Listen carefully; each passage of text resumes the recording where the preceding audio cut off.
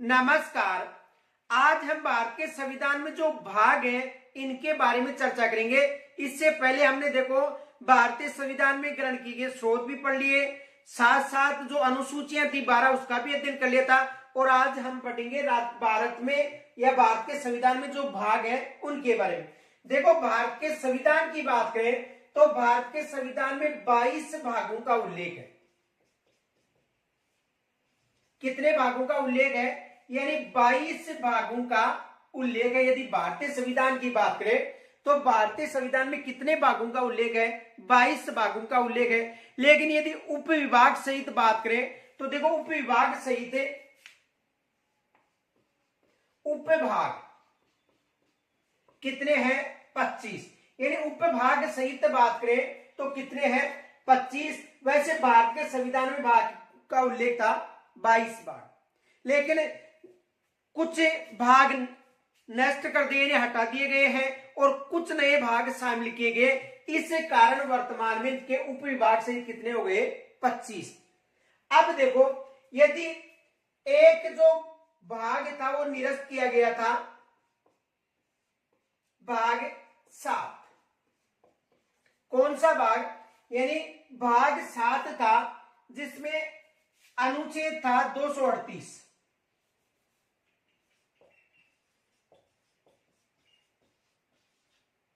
यानी भाग 7 में कौन सा अनुच्छेद था? 238।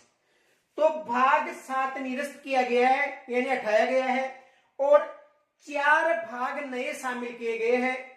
एक भाग है, देखो ये भाग 7, इसे निरस्त किया गया है। इसे निरस्त कब किया गया था? देखो, 7वें संविधान अधिनियम या 7वें संविधान संशोधन 1956 के द्वारा इस भाग को निरस्त किया गया था। ये याद रखना, 7वें संविधान संशोधन या अधिनियम 1956 की बात है। इसके द्वारा जो भाग 22 में भाग 7 था इसे निरस्त या हटा दिया गया था। ये याद रखना। प्रश्न आ सकता है कि किस भाग को भाग श्रेणी से हटाया गया है, तो कौन सा भाग था? भाग 7, अनुच्छेद था 238।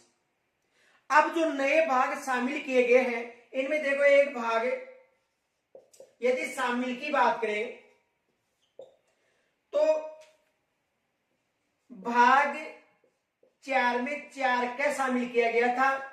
यानी शामिल, देखो निरस्त तो एक ही किया है, भाग 7 की संविधान संशोधन। ये याद रखना क्योंकि एग्जाम में है, यहां से प्रश्न बनते हैं और वर्तमान में जो राज्य व्यवस्था का जो पेपर आ रहा है इसी आधार पर आ रहा है। तो देखो, भाग 7 निरस्त किया गया था, अनुच्छेद 238 था। और किस संविधान संशोधन? 7वें संविधान संशोधन कब हुआ था? 1956 में। अब यदि शामिल भाग की बात करें तो देखो, एक तो भाग 4 क शामिल किया गया था। भाग 4 क में मूल कर्तव्यों की बात करें तो मूल कर्तव्य भाग 4 क में है। और 42वें संविधान संशोधन 1976 में भाग 4 के जोड़ा गया था। कब जोड़ा गया था? 42वें संविधान संशोधन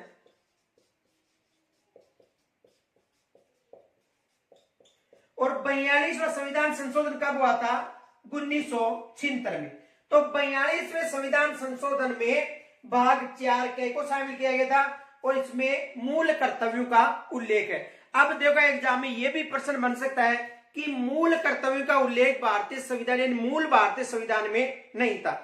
ये जो 4 भाग बताऊंगा जो आपको, यानी जो इनमें शामिल किए गए, इनका मूल संविधान में उल्लेख नहीं था। तो 42वें संविधान संशोधन 1976 के द्वारा जोड़ा गया था। और याद रखना, जो 42वां संविधान संशोधन है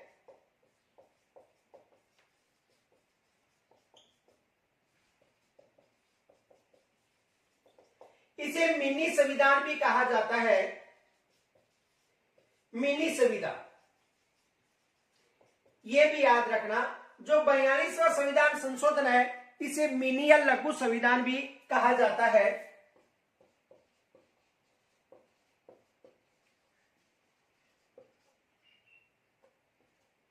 ये भी याद रखना।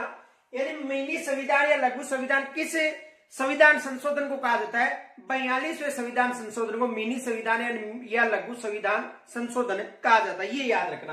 तो देखो 22 भाग वर्तमान में 25 उपभाग सहित है, निरस्त किया गया था। भाग 7 अनुच्छेद 238 था उसमें। और किस संविधान संशोधन? 7वें संविधान संशोधन 1956 की बात है। शामिल एक तो दिया गया था भाग 4 के, जिसमें मूल कर्तव्य है। और 42वें संविधान संशोधन 1976 के द्वारा ये शामिल किए गए थे।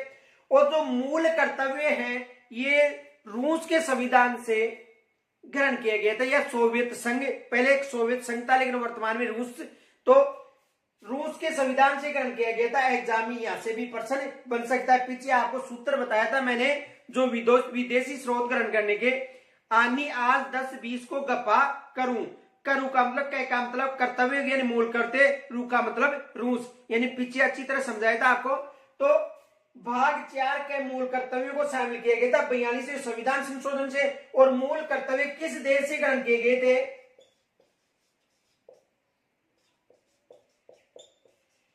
सोवियत संघ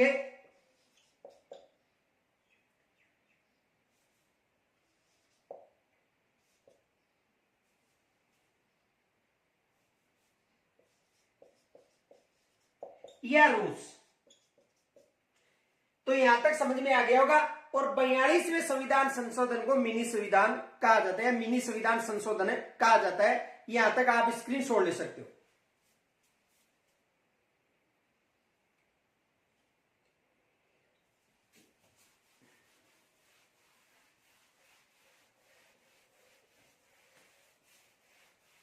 अब देखो भाग 4 के अलावा एक भाग 9 के भी शामिल किया गया है।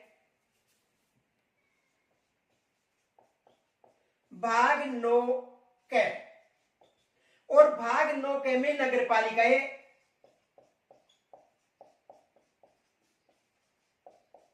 का उल्लेख है। यानी किसका उल्लेख है? नगर पालिकाओं। कौन सा भाग? भाग 9 के। तो भाग 9 में भाग 9 के शामिल किया गया था किस संविधान संशोधन से? तो देखो पीछे बताया था आपको कि अनुसूची बताई थी मैंने आपको 11 और 12। अनुसूची 12 में किसका उल्लेख है? नगर पालिकाओं का। अनुसूची 11 में किसका उल्लेख है? पंचायती राज का।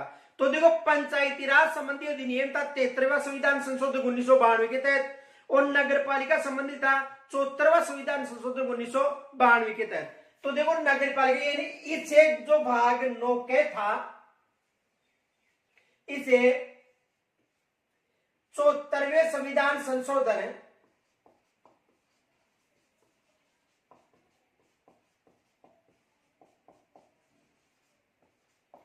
1992, 74वां संविधान संशोधन कब की बात है? 1992। कब हुआ था? 74वां संविधान संशोधन 1992 में हुआ था। तो 74वें संविधान संशोधन के द्वारा भाग 9 के को भागों में शामिल किया गया था, ये याद रखना। और यदि अनुसूची पूछे तो देखो नगरी किसका, अनुसूची कौन सी है? अनुसूची 12। और अनुसूची 12 में किसका उल्लेख है? नगर पालिकाओं का, नगर पालिका अधिनियम, ये याद रखना। और इसमें कितने विषय शामिल किए गए थे?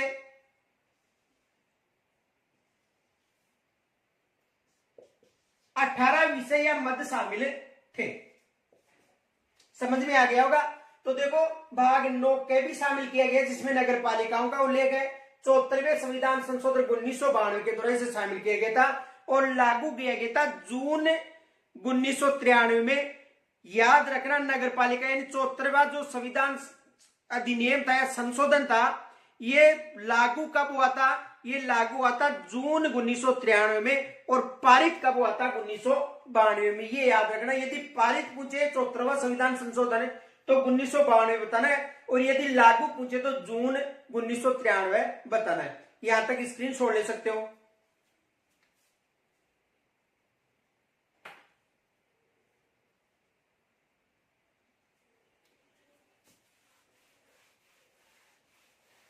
यदि भाग 9 की बात करें,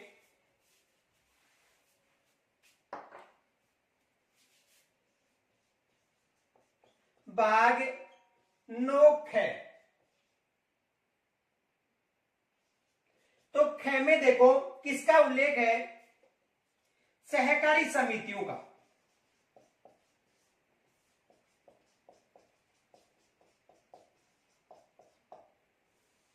किसका उल्लेख है? यानी भाग 9 में सहकारी समितियों का उल्लेख है। और 97वें संविधान संशोधन 2011 में हुआ था।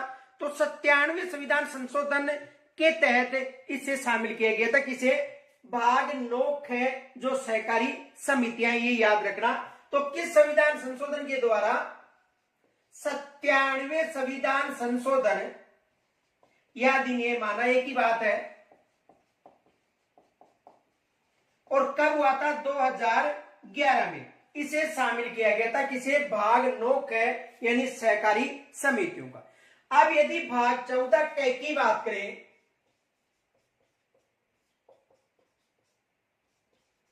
इसमें अधिकरणों का उल्लेख है।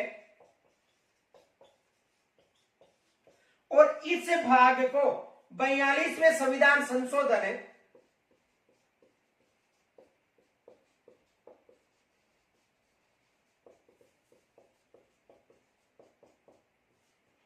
1976 के द्वारा शामिल किया गया था। तो कितने भाग शामिल किए? 4 भाग। 28 कितने? 1। देखो यदि बात करें तो जब संविधान का निर्माण हुआ था, मूल संविधान या प्रारंभिक संविधान में कितने भाग थे, ये याद रखना। यदि प्रारंभ में बात करें तो कितने थे? 22। और वर्तमान में भी भाग तो 22 ही है। लेकिन यदि उप विभाग पूछे या उपभाग पूछे तो ही बताने आपको 25, वन्यता भाग तो कितने? 22। ये याद रखना। संविधान में भाग कितने हैं? 22। ठीक है, लेकिन उनमें एक भाग निरस्त कर दिया और 4 भाग उसमें शामिल कर दिए। तो देखो मूल प्रारंभ में 22 थे मूल संविधान में। अब देखो इनमें 4 को शामिल किया गया है। 4 कौन कौन से हैं? देखो एक तो है भाग 4 के, इसे शामिल किया है। फिर इसके साथ ही भाग 9 के 2 भाग हो गए। देखो एक तो कौन सा? यानी भाग 4 के, भाग 9 के, भाग 9 के और भाग 14 के, ये 4 भाग शामिल किए गए हैं। ये 1976 में किया गया था 42वें संविधान संशोधन के तहत। भाग 9 के जो नगर पालिका संबंधी है 74वें संविधान संशोधन 1992 के द्वारा। भाग 9 के है ये सहकारी समिति संबंधी है, इसे 97वें संविधान संशोधन 2011 के द्वारा शामिल किया गया था। भाग 14 के की बात करें तो 42वें संविधान संशोधन 1976 के द्वारा शामिल किया गया था। तो ये कितने भाग हो गए? देखो 22 और 4 26 भाग हो गए। कितने? 26। लेकिन एक फैक्ट याद रखना, 7 जो भाग 7 है, कौन सा भाग? 7। और संविधान संशोधन में कौन सा है? 7। तो भाग 7 निरस्त किया गया है। इस कारण वर्तमान में उपविभाग से कितने हो गए? उपभाग पूछे तो उसके सहित 25 है और वैसे भाग कितने हैं? 24 है। यहां तक समझ में आ गया होगा, तो आप स्क्रीनशॉट ले सकते हो।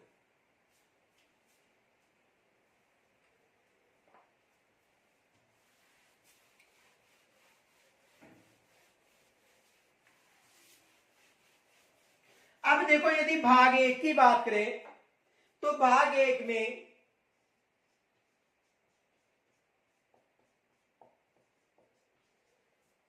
संघ व उसके राज्य क्षेत्र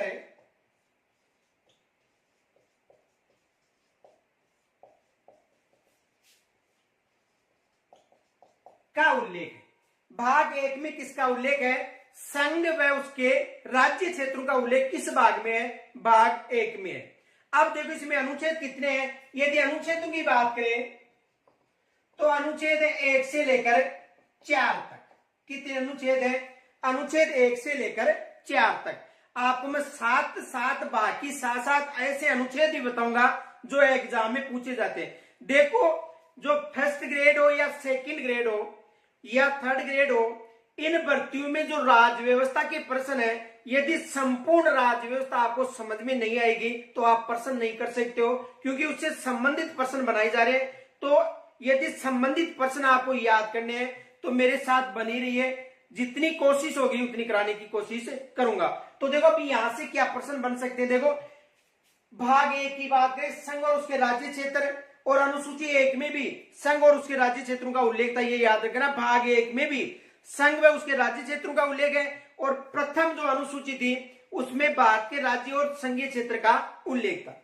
अब देखो संघ और राज्य क्षेत्र 28 से जो राज्य है और 8 केंद्र शासित प्रदेश, संघ का मतलब संघीय क्षेत्र, तो 28 राज्य और 8 केंद्र शासित प्रदेशों का उल्लेख है। अनुच्छेद कौन सा है? अनुच्छेद 1 से लेकर 4 तक। अब देखो अनुच्छेद 1 की बात करें, क्योंकि साथ साथ मोस्ट अनुच्छेद भी याद रखना। यदि अनुच्छेद 1 की बात करें तो अनुच्छेद 1 में है संघ व उसके राज्य। अनुच्छेद 1 में क्या है? संघ व उसके राज्य। अब देखो अनुच्छेद 1 में एक प्रश्न आता है, यानी अनुच्छेद 1 में संघ और उसके राज्य क्षेत्रों को परिभाषित किया गया है। किस अनुच्छेद में? अनुच्छेद 1 में, यानी भारत राज्यों का संघ होगा। भारत राज्यों का संघ या संघीय व्यवस्था है। अब देखो अनुच्छेद 1 की बात करें तो इसमें प्रश्न पूछा जा सकता है, अनुच्छेद 1 में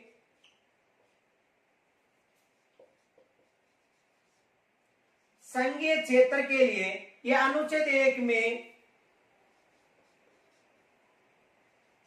उल्लेखित शब्दावली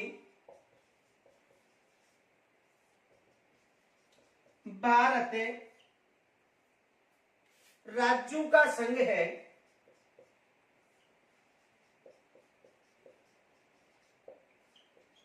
देखो अनुच्छेद 1 में उल्लेखित शब्दावली भारत राज्यों का संघ है,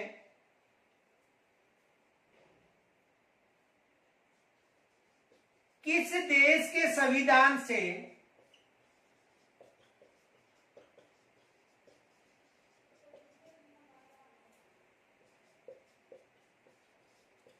ग्रहण की गई है? ये देखो प्रश्न बन सकता है। देखो अनुच्छेद 1 में किसका उल्लेख है? संघ और उसके राज्य क्षेत्र, यानी भारत के जो संघ है और उसके राज्य क्षेत्र। तो संघ का जो नाम और राज्य क्षेत्र की, तो भारत राज्यों का संघ है। ये जो शब्दावली है किस देश के संविधान से ग्रहण की गई है? देखो पीछे भारतीय संविधान में जो 10 देशों से हमने स्रोत ग्रहण किए थे उनमें आपको बताया था कि यहां पर प्रश्न बन सकता है। देखो पहली में जो अनुच्छेद 1 है उसमें संघ और उसके राज्य क्षेत्र से संबंधित पूछा जा सकता है कि संघ व राज्य क्षेत्र का उल्लेख किस अनुच्छेद में है, तो अनुच्छेद 1 हो गया। या प्रश्न आ सकता है कि अनुच्छेद 1 में उल्लेखित शब्दावली भारत राज्यों का संघ किस देश के संविधान से ग्रहण की गई है? तो याद रखना पीछे भी बताया था, यह शब्दावली कनाडा से ग्रहण की गई है। किस देश से? कनाडा के संविधान से। तो किस देश के संविधान से? कनाडा के संविधान से।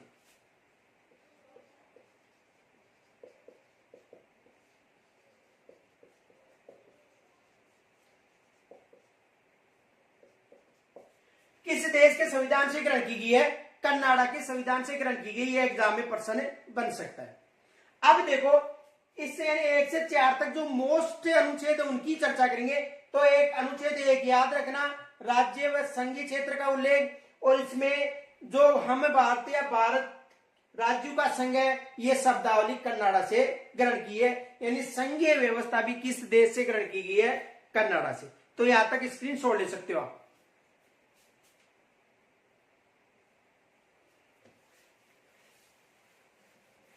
यदि अनुच्छेद 2 की बात करें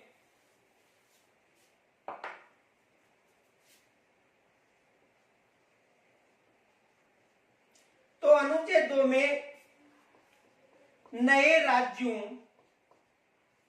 का प्रवेश,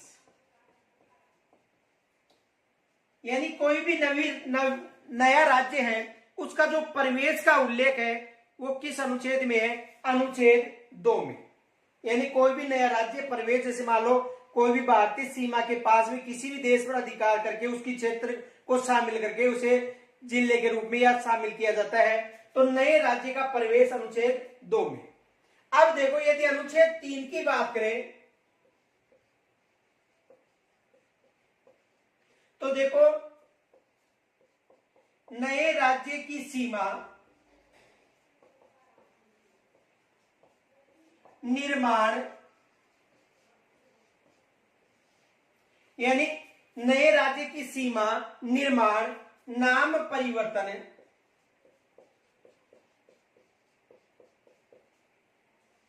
व क्षेत्र की बात करें तो किस अनुच्छेद में मिलेगा? अनुच्छेद 3 में। देखो अनुच्छेद 2 में तो है कि नए राज्यों का प्रवेश, यानी अनुच्छेद 2 में किसका उल्लेख है? नए राज्यों का प्रवेश। लेकिन यदि अनुच्छेद 3 की बात करें तो नए राज्य की सीमा, उसका जो निर्माण है या जो नाम परिवर्तन है, यानी सीमा निर्माण या सीमा से संबंधित नाम परिवर्तन या उसका क्षेत्र में कोई भी परिवर्तन है, तो ये इसका उल्लेख किस अनुच्छेद में मिलता है?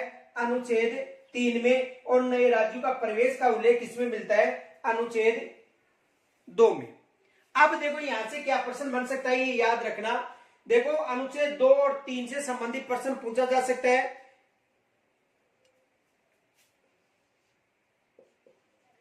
किसी भी राज्य की सीमा में या नाम परिवर्तन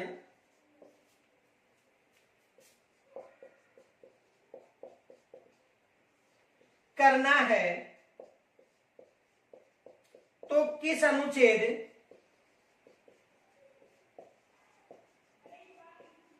उल्लेख होगा या उल्लेखित, तो किस अनुच्छेद में? अनुच्छेद 3 में। अनुच्छेद कौन सा है? 3 में। तो ये एग्जाम में प्रश्न बन सकता है कि भाग 1 संघ और उसके राज्य क्षेत्र है, अनुच्छेद 1 से 4 तक। पहला में संघीय शब्दावली का उल्लेख है और 2 में नए राज्यों का प्रवेश का उल्लेख है और 3 में कोई भी राज्य उसका नाम में परिवर्तन, सीमा परिवर्तन, निर्माण में जो भी है परिवर्तन संबंधी उल्लेख मिलता है। यहां तक आप स्क्रीनशॉट ले सकते हो।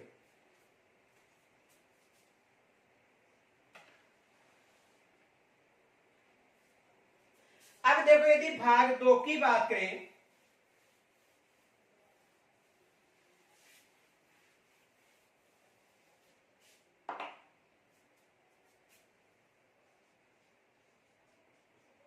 भाग 2 और इसमें नागरिकता का उल्लेख है। अनुच्छेद है 5 से 11 तक।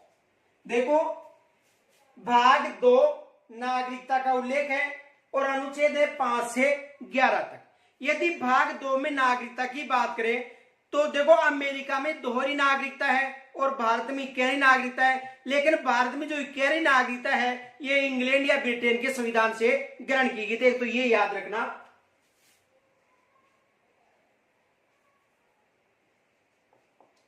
भारत में इकहरी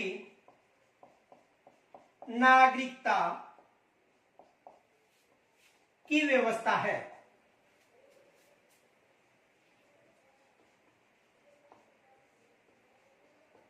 जो इंग्लैंड के संविधान से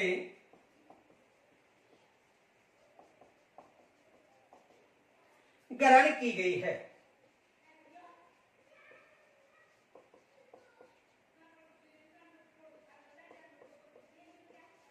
किस संविधान से ग्रहण की गई है? इंग्लैंड के संविधान से ग्रहण की गई है, क्योंकि भारत में भी जो अमेरिका की तरह केंद्र और संघीय जो राज्य व्यवस्था अलग अलग है, लेकिन नागरिकता कैसी है? इकहरी नागरिकता। लेकिन अमेरिका में कैसी नागरिकता है? दोहरी नागरिकता। तो भारत ने जो नागरिकता की व्यवस्था ग्रहण की थी, तो नागरिकता की व्यवस्था किस देश के संविधान से ग्रहण की गई थी? इंग्लैंड के संविधान से ग्रहण की गई थी। अब देखो अनुच्छेद 5 से 11 तक मोस्ट अनुच्छेद। यदि अनुच्छेद 6 की बात करें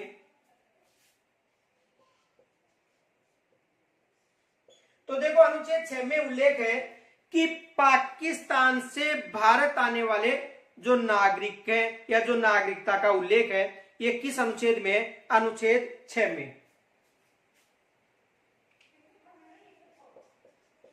भारत से सिर्फ पाकिस्तान से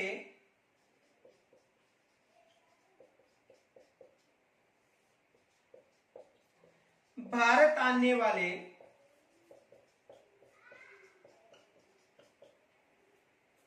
नागरिकों की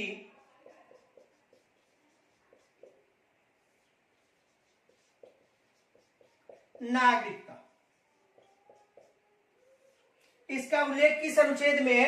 अनुच्छेद 6 में है। पाकिस्तान से भारत आने वाले नागरिकों की नागरिकता का उल्लेख। देखो यहां से एग्जाम में प्रश्न इसलिए बन सकता है क्योंकि वर्तमान में कई ऐसे मुद्दे हो रहे हैं, जैसे मान लो हाल में पाकिस्तान से एक जो महिला थी वो भारत आ गई थी, ऐसे मुद्दे हो रहे हैं। तो उन मुद्दों को करंट बेस लेकर एग्जामिनर यहां से प्रश्न बना सकता है। देखो कि जैसे मान लो कुछ दिनों की बात है, तो एक जो महिला थी वो यानी पाकिस्तान से कहां पर चली गई थी? लंदन, और वहां से नेपाल होती हुई भारत आ गई थी। तो उसका जो करंट बेस को मद्देनजर रखते हुए एग्जामिनर के दिमाग में ये प्रश्न आ सकता है कि पाकिस्तान से भारत आने वाले जो नागरिक हैं उसकी जो नागरिकता प्राप्त है तो उसका उल्लेख किस अनुच्छेद में मिलेगा? तो अनुच्छेद 6 में उसकी नागरिकता का उल्लेख मिलेगा, पाकिस्तान से भारत आने वाले व्यक्तियों की नागरिकता का उल्लेख। अब देखो आज का ही मुद्दा है कि एक श्री माधोपुर की जो बच्ची थी वो भारत से पाकिस्तान जा रही थी और उसे जयपुर एयरपोर्ट पर बंदी बना लिया था। तो देखो ये भी प्रश्न बन सकता है। तो अनुच्छेद यदि 7 की बात करें तो भारत से पाकिस्तान जाने वाले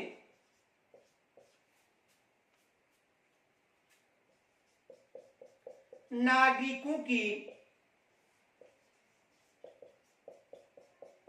नागरिकता का उल्लेख किस अनुच्छेद में? अनुच्छेद 6 और 7। देखो यहां पर करंट बेस के हिसाब से एग्जामिनर प्रश्न बना सकता है कि पाकिस्तान से भारत आने वाले जो नागरिक हैं उनकी नागरिकता का उल्लेख किस अनुच्छेद में, या भारत से पाकिस्तान जाने वाले जो नागरिक हैं उसकी नागरिकता का उल्लेख किस अनुच्छेद में। दो घटनाएं, एक भारत पाकिस्तान से जो महिला भारत आ गई थी और एक आज की घटना है कि श्री माधोपुर की एक बच्ची है जो कहां जा रही थी? पाकिस्तान।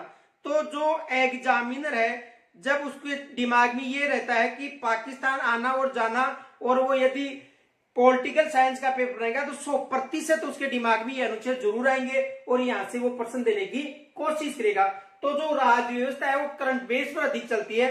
तो ये विशेष अनुच्छेद रखना, दोनों याद, एक अनुच्छेद 6 और एक अनुच्छेद 7। आप यहां तक स्क्रीनशॉट ले सकते हो।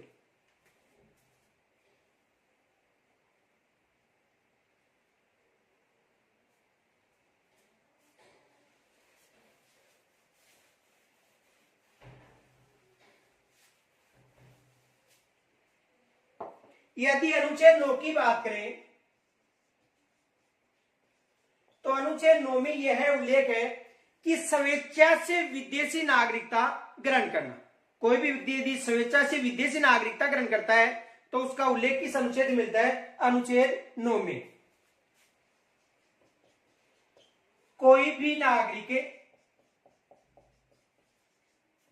स्वेच्छा से विदेशी नागरिकता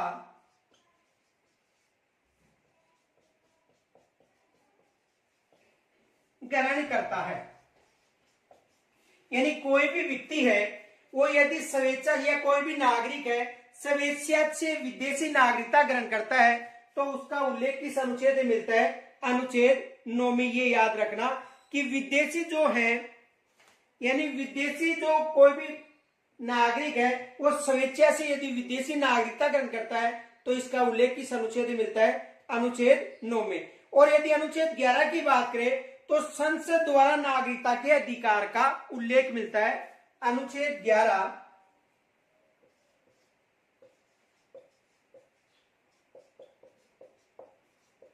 संसद द्वारा नागरिकता प्रदान करना, यानी विधि के द्वारा। तो संसद द्वारा नागरिकता प्रदान या नागरिकता बनाए रखना किस अनुच्छेद की बात है? अनुच्छेद 11। और यदि कोई भी नागरिक स्वेच्छा से विदेशी नागरिकता ग्रहण करता है तो इसका अनुच्छेद कौन सा है? अनुच्छेद 9। तो अनुच्छेद 9 याद रखना, या अनुच्छेद 11 देखो, संसद द्वारा जो नागरिकता अधिकार है, यानी जो नागरिकता प्रदान करना या नागरिकता का अधिकार है विधि के द्वारा यानी कानून के द्वारा। देखो इसे समझो कि कोई भी व्यक्ति है या कोई भी नागरिक है, वो उस नागरिकता की मानक जो भी शर्तें वो पूर्ण करता है तो संसद कानून बनाकर उसे नागरिकता प्रदान करता है। ये किस अनुच्छेद में होगा? अनुच्छेद 11 में। समझ में आ गया होगा। यानी कोई भी यदि है जो भी नागरिकता की जो भी शर्तें हैं वो पूर्ण करता है तो संसद कानून बनाकर उसे नागरिकता प्रदान करता है। समझ में आ गई होगी। तो उसका उल्लेख तो किसमें है? अनुच्छेद 11 में। यदि अनुच्छेद 9 की बात करें तो कोई भी व्यक्ति स्वेच्छा से खुद की इच्छा से विदेशी नागरिकता ग्रहण करता है तो उसका उल्लेख किस अनुच्छेद मिलता है? अनुच्छेद 9 में। और यदि पाकिस्तान से कोई भी नागरिक भारत आता है तो उसका उल्लेख अनुच्छेद 6 में मिलता है। और भारत से कोई भी नागरिक पाकिस्तान जाता है तो उसका उल्लेख किसमें मिलता है? अनुच्छेद 7 में। तो आज हमने भाग 1 व भाग 2 का अध्ययन किया। कल शेष भाग का अध्ययन करेंगे। एक विशेष याद रखना कि यहां से करंट पेज पर अधिक प्रश्न पूछे जाते हैं। आगे देखो,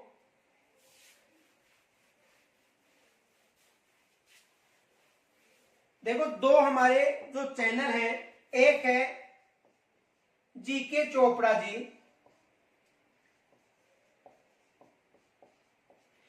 इस चैनल पर है वो भारत की राज व्यवस्था चल रही है, भारत का इतिहास चल रहा है, कला संस्कृति राजस्थान की, और राजस्थान का जो भी कला संस्कृति के साथ साथ जो भी अन्य है वो भी इस चैनल पर मिलेंगे आपको। जीके चोपड़ा जी राज व्यवस्था मिलेगी।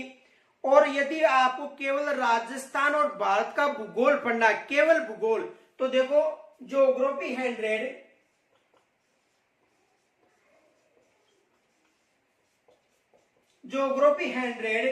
By HS. चोपड़ा नाम से एक यूट्यूब चैनल है। इस पर केवल ज्योग्राफी की क्लासें मिलेंगी। और यहाँ पर जो वर्तमान में राजस्थान में जो परिवर्तन हुआ है उसके हिसाब से भूगोल चल रहा है और भारत का ज्योग्राफी चल रहा है। तो यहाँ पर यदि ज्योग्राफी आप पढ़ना चाहते हो तो ज्योग्राफी 100 चैनल पर जाना। और यदि राजस्थान का इतिहास, राजस्थान की कला, राजस्थान की संस्कृति, इसके साथ साथ राज्य व्यवस्था या भारत का इतिहास या शैक्षिक परिदृश्य जो प्रथम श्रेणी में पूछा जा रहा है, तृतीय श्रेणी में पूछा जा रहा है, वो टोटल कहां पर मिलेगा? जीके चोपड़ा जी पर मिलेगा। तो आप यहाँ पर सर्च करके आप जो भी पढ़ना चाहते हो पढ़ सकते हो। राजस्थान का जो भूगोल है उसमें 50 जिलों के आधार पर अध्ययन चल रहा है, आप देख सकते हो पहले। और उसके बाद में आपको ये पता चलेगा कि क्या क्या परिवर्तन हो रहे हैं, क्योंकि जो परिवर्तन है वो एग्जामिनर प्रश्न जरूर बनाता है। साथ ही मार्केट में एक राजस्थान का भूगोल भी आ रहा है, भारत का ज्योग्राफी भी आने वाला है फिलहाल में, और एक शैक्षिक परिदृश्य का जो टेस्ट सीरीज है वो भी आपके सामने आने वाला है। तो आप सभी से निवेदन है कि यदि आपको अच्छा लगता है तो लाइक जरूर करना और अपने साथियों के साथ शेयर जरूर करना। नमस्कार, राम राम जी।